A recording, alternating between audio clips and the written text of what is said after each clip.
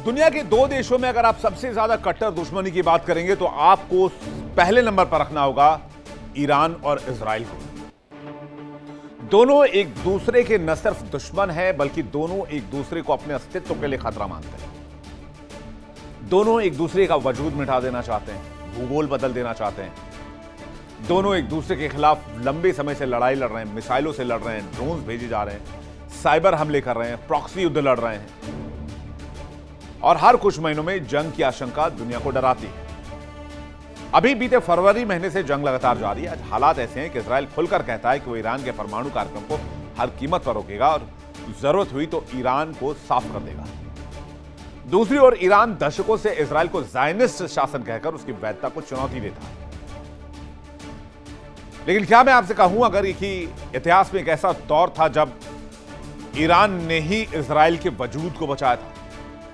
आप कहेंगे बेशक मैं 1953 से 1979 की बात कर रहा हूं, जब रेजा पहलवी की सरकार थी जो अमेरी बैक्ड गवर्नमेंट थी, और यही वो दौर था जो सबसे पहले मुस्लिम कंट्री होने के नाते ईरान ने इजराइल को मान्यता दी थी, और यही वो वक्त था जब यहूदियों की पूरी कौम को इतिहास से मिटने से ईरान ने बचाया था। नहीं, ये कहानी उससे भी पुरानी। जिस ईरान को आज इजराइल अपना सबसे बड़ा दुश्मन मानता है, उसी ईरान की धरती के एक राजा ने कभी हजारों यहूदियों को गुलामी से आजाद कराया था और उनकी मातृभूमि लौटाया था, उनका मंदिर दोबारा बनवाया था, उनके धार्मिक अस्तित्व को बचाया था। इतिहास का शायद ही कोई ऐसा अध्याय हो जहां आज के दो कट्टर दुश्मनों के रिश्ते इतने उलट दिखाई देते हो। कहानी कोई 200-400-500 साल की नहीं, कहानी शुरू होती है लगभग 2500 साल पहले। 6ठी शताब्दी ईसा पूर्व में जेरूशलेम पर बेबीलोन के शक्तिशाली राजा नेबुकदनेस्सर द्वितीय ने हमला किया। हमला इतना विनाशकारी था कि यहूदियों के सबसे पवित्र धार्मिक स्थल सुलेमान का प्रथम मंदिर, जिसे फर्स्ट टेंपल कहा जाता है, वो पूरी तरीके से ध्वस्त कर दिया गया। यहां सिर्फ मंदिर नहीं टूटा, हजारों यहूदियों को बंदी बनाकर उन्हें बेबीलोन ले जाया गया। उनकी मातृभूमि छीन ली गई, उनकी राजनीतिक पहचान खत्म कर दी गई, उनका धार्मिक केंद्र नष्ट कर दिया गया। यह घटना इतिहास में बेबीलोनियन निर्वासन के नाम से दर्ज है। आप इसको जाकर डिटेल से पढ़ सकते हैं। अब कल्पना कीजिए कि एक पूरी कौम अपने देश से उखाड़ दी गई है, अपनी भाषा, अपने मंदिर, अपनी संस्कृति से दूर। अगर आप इसको कंपेयर करना चाहते हैं तो आप कश्मीरी पंडितों का एग्जाम्पल ले सकते हैं, जो बाद में दूसरों की दया पर जीवन बिताने को मजबूर हो गए। यहूदियों के लिए यह वो दौर था सिर्फ राजनीतिक हार की नहीं बल्कि अस्तित्व का संकट भी था। इतिहासकार ये मानते हैं कि अगर हालात ऐसे ही बने रहते तो संभव था कि यहूदी समाज आज भी इतिहास की उन सभ्यताओं में शामिल हो जाता जहां सिर्फ और सिर्फ उन सभ्यताओं की कलाकृतियां जीवित होती, कुछ यादें, कुछ शिलालेख, इसके अलावा कुछ भी नहीं होता। लेकिन तभी कहते इतिहास ने करवट ली और फारस के एक ऐसे योद्धा को जन्म दिया जिसने दुनिया के सबसे अलग तरह की डिप्लोमेसी की। इस योद्धा का नाम था साइरस द्वितीय, जिसे दुनिया साइरस द ग्रेट के नाम से जानती है। साइरस सिर्फ एक विजेता नहीं था, वो अकेमेनिड यानी कि अचमेनिड साम्राज्य का संस्थापक था। उसने मेड, लीडिया और अंततः 539 ईसा पूर्व में विशाल बेबीलोन साम्राज्य पर फतेह हासिल की। यही वो हालात थे जब इतिहास के पन्नों पर एक फारसी राजा दाखिल हुआ, साइरस द्वितीय, जिसे इतिहास साइरस द ग्रेट कहता है। इसके बारे में जरा आप जानते हैं। साइरस द ग्रेट प्राचीन फारस के एक महान सम्राट हुए। 50 ईसा पूर्व में अकेमेनिड साम्राज्य की स्थापना की, मेड, लीडिया और बेबीलोन जैसे शक्तिशाली राज्य को जीता। उनका साम्राज्य एशिया, मध्य पूर्व यानी कि मिडिल ईस्ट और मध्य एशिया तक फैला हुआ था।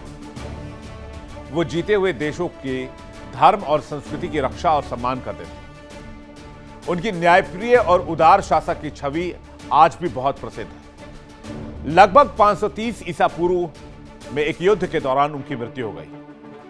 साइरस द ग्रेट को ईरान के सबसे महान शासकों में आज भी गिना जाता है। साइरस द ग्रेट ने जो जीत हासिल की वो सबसे बड़ी जीत मानी गई। लेकिन उससे भी बड़ी जीत साइरस के फैसलों की होती थी। बेबीलोन जीतने के बाद दुनिया को उम्मीद थी कि एक नया विजेता भी पुराने राजाओं की तरह बंदियों पर अत्याचार करेगा, लेकिन साइरस ने इतिहास की दिशा बदल दी। उसने आदेश दिया कि बेबीलोन द्वारा बंदी बनाई गई तमाम जातियों को अपने अपने घर लौटने दिया जाए। और यह फैसला यहूदियों के लिए नहीं था, बल्कि सभी निर्वासित समुदायों के लिए था, सिर्फ यहूदियों के लिए नहीं था। लेकिन फायदा सबसे ज्यादा यहूदियों को हुआ। साइरस ने न केवल उन्हें यरूशलेम लौटने की अनुमति दी, बल्कि उनके मंदिर के पुनर्निर्माण का आदेश भी दिया। इतना ही नहीं, बेबीलोन द्वारा लूटे गए मंदिर के सोने चांदी के पवित्र पात्र भी दे दिए गए। सरकारी सहायता दी गई, धार्मिक स्वतंत्रता दी गई और कहा गया कि हर समुदाय अपने अपने ईश्वर की पूजा अपनी परंपरा के अनुसार कर सकता है। आज ये बातें सामान्य लग सकती हैं, लेकिन 2500 साल पहले ये क्रांतिकारी सोच थी, क्योंकि जिन लोगों को बंदी बनाया गया था उस दौर में या तो उन लोगों को मार दिया जाता था या उनको स्लेव की तरह, यानी गुलामों की तरह रखा जाता था। उस दौर में विजेता आमतौर पर पराजित लोगों पर अपना धर्म, अपनी संस्कृति, अपना शासन भी थोपा करते थे। लेकिन ग्रेट साइरस ने ऐसा नहीं किया, ठीक उलट किया। यही वजह है कि जिन यहूदियों को साइरस ने बंदी बनाया था उनको यरूशलेम लौटने का आदेश दिया गया। और ऐसा नहीं होता, अगर वो उनको मार देता या फिर उन्हें गुलाम बना लेता तो शायद आज इस्राइल ना होता। हिब्रू बाइबल की शायाह पुस्तक में परमेश्वर स्वयं साइरस को मशीयख यानी कि अभिषिक्त जन कहते हैं। यह वही शब्द है जो सामान्यतः यहूदी राजाओं और धार्मिक नेताओं के लिए प्रयोग किया जाता है। एक विदेशी, एक गैर यहूदी, एक फारसी राजा और उसे मसीहा जैसी उपाधि। इतिहास में यह अपने आप में एक बहुत असाधारण घटना है। 1879 में इराक के प्राचीन बेबीलोन क्षेत्र की खुदाई में एक बेलनकार मिट्टी का शिलालेख मिला, जिसे आज साइरस सिलेंडर कहा जाता है। इसमें साइरस की नीतियों का उल्लेख मिलता है। धार्मिक स्वतंत्रता, बंदियों की वापसी, जबरन श्रम समाप्त करने जैसी बातें भी इसमें दर्ज हैं। इसी वजह से कई विद्वान इसे दुनिया के शुरुआती मानवाधिकार दस्तावेजों में गिनते हैं। हालांकि पहला मानवाधिकार घोषणा पत्र आधुनिक व्याख्या है और इस पर इतिहासकारों में भी कई सारे मतभेद देखने को मिलते हैं। साइरस के आदेश के बाद हजारों यहूदी यरूशलेम लौटे। जेरुब्बल बेल के नेतृत्व में दूसरे मंदिर का निर्माण शुरू हुआ। लगभग 516 ईसा पूर्व यह मंदिर पूरा हुआ और यह मंदिर बाद में यीशु मसीह के समय तक खड़ा रहा और 17वीं ईस्वी में रोमन साम्राज्य ने इसे नष्ट कर दिया। अगर ग्रेट साइरस ने फैसला ना लिया होता तो शायद यहूदी पहचान के लिए हमेशा बेबीलोन में ही घुल मिल जाते और शायद इजराइल का वजूद नहीं होता। यही वजह है कि आज भी दुनिया भर के अनेक यहूदी साइरस को अपने सबसे बड़े उपकारकर्ताओं में गिनते हैं। लेकिन अब सवाल यहां यह उठता है कि इतनी गहरी ऐतिहासिक विरासत के बावजूद दो देश जो एक दूसरे के पूरक हुआ करते थे, एक दूसरे के बहुत करीबी हुआ करते थे, वो अचानक कट्टर दुश्मन कैसे बन गए? 2500 साल तक सब कुछ ऐसा ही चलता रहा, लेकिन 1979 तक ईरान और इजराइल के रिश्ते बहुत अच्छे माने गए, क्योंकि तब तक ईरान और अमेरिका के रिश्ते भी बहुत अच्छे हुआ करते थे। शाह मोहम्मद रजा पहलवी के शासनकाल में ईरान उन शुरुआती मुस्लिम बहुल देशों में एक था जिसने इजराइल को एक देश होने की मान्यता दी। दोनों देशों ने खुलकर व्यापार किया, खुफिया एजेंसियां साथ काम करती थी, सैन्य सहयोग होता था। लेकिन 1979 की इस्लामिक क्रांति के बाद सब कुछ बदल गया। आयतुल्लाह रूहुल्लाह खुमैनी सत्ता में आए। नई सरकार ने इजराइल को वैध राष्ट्र मानने से इनकार कर दिया। वजह थी फिलिस्तीन, क्योंकि ईरान की जो जनता थी वो प्रो फिलिस्तीन थी। वो उम्मा वाला कॉन्सेप्ट यहां पर आया। उन्होंने अपने आप को मुसलमानों का फिलिस्तीन का रहनुमा बताया और कहा कि इजराइल फिलिस्तीन पर जुल्म कर रहा है। बस यहीं से इजराइल और ईरान के रास्ते अलग हो गए। ईरान ने खुद को फिलिस्तीनी आंदोलन का सबसे बड़ा समर्थक घोषित कर दिया और इजराइल को एज अ नेशन मान्यता जो दी गई थी उसको रद्द कर दिया और वो मान्यता भी वापस ले ली। 1979 के बाद हिजबुल्लाह, हमास और दूसरे प्रॉक्सी ग्रुप ईरान ने खड़े किए और इसके जरिए इजराइल पर दबाव बढ़ाने लगा। दूसरी तरफ इजराइल को ईरान ने परमाणु कार्यक्रम से खतरा बताया। धीरे धीरे दोनों देशों के बीच दूरियां बढ़ने लगी, ये दूरियां खाई में तब्दील हो गई और दोनों के बीच प्रॉक्सी वॉर की शुरुआत हो गई। सीरिया, लेबनान, गाजा, इराक, यहां तक कि समुद्र और साइबर स्पेस में भी दोनों की सेना आपस में भिड़ने लगी। इजराइल और ईरान कैसे एक दूसरे के कट्टर दुश्मन हो गए, यह भी आप समझ लीजिए। शाह पहलवी के दौर में दोनों के रिश्ते बहुत फ्रेंडली थे। ईरान ने शुरुआती दौर में इजराइल को मान्यता दी। दोनों देशों के बीच व्यापार लगातार बढ़ा, सैन्य और खुफिया सहयोग भी मौजूद था। 1979 की क्रांति आई, जिसके बाद सब कुछ बदल गया। खुमैनी के सत्ता में आने के बाद से ही दोस्ती दुश्मनी में बदली। इस्लामिक क्रांति के बाद नीति पूरी तरीके से बदल दी गई। इजराइल को ईरान ज़ायनिस्ट शासन वाला देश कहने लगा और वैध राष्ट्र मानने से भी इनकार कर दिया। तब से विरोधी ईरानी विदेश नीति का अहम हिस्सा बना रहा है। मिडिल ईस्ट में वर्चस्व की लड़ाई भी एक बहुत इंपॉर्टेंट रोल अदा करती है। प्रॉक्सी वॉर और परमाणु विवाद ने तनाव को बढ़ा दिया। क्षेत्रीय प्रभाव बढ़ाने की होड़ अभी भी जारी है। हिजबुल्लाह और हमास को ईरान का समर्थक माना जाता है। इजराइल को ईरान के परमाणु कार्यक्रम पर भी संदेह है। प्रॉक्सी संघर्ष ने टकराव को और ज्यादा गहरा दिया है।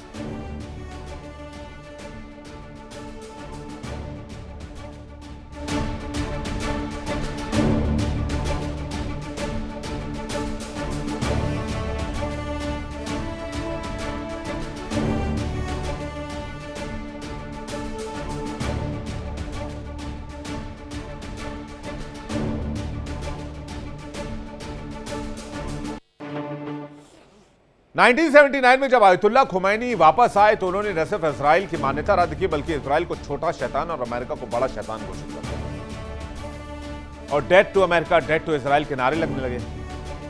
तेहरान में स्थिति यह हो गई कि इजरायली दूतावास को बंद करना पड़ा और फिलिस्तीनी मुक्ति संगठन PLO को यह दूतावास सौंप दिया गया।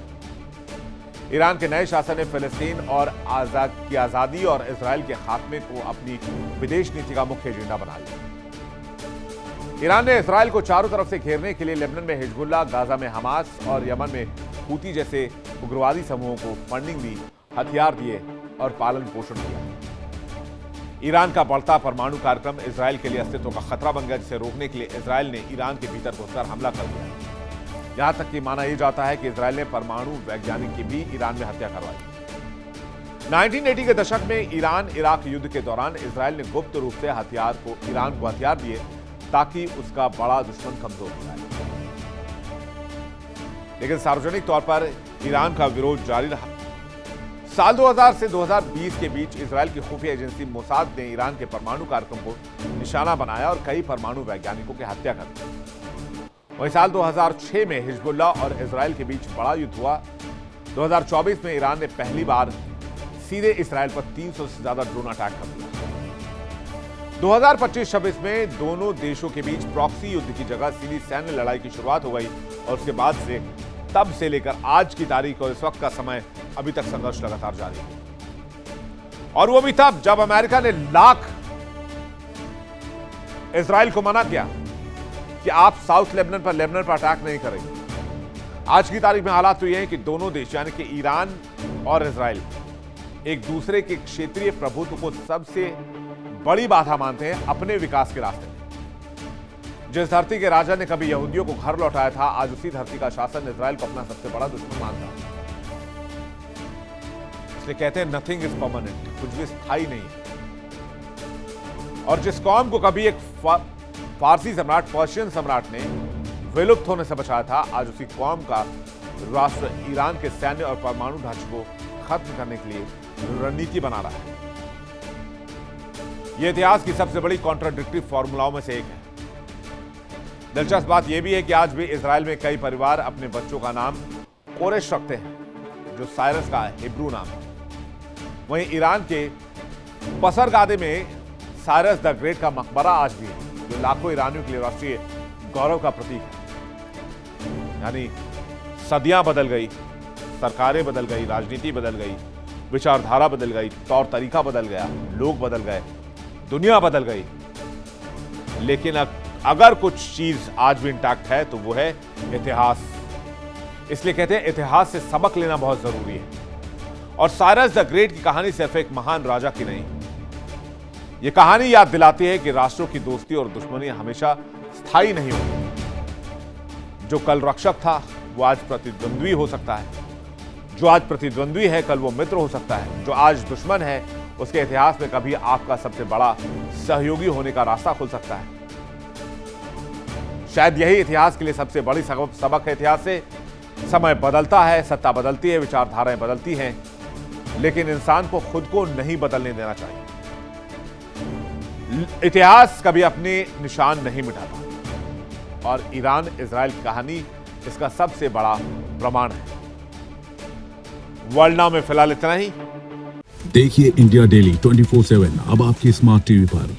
इंडिया डेली मौजूद है सभी डिजिटल प्लेटफॉर्म पर लाइव और लगातार। इंडिया डेली 24/7 हर दिन राष्ट्र को समर्पित।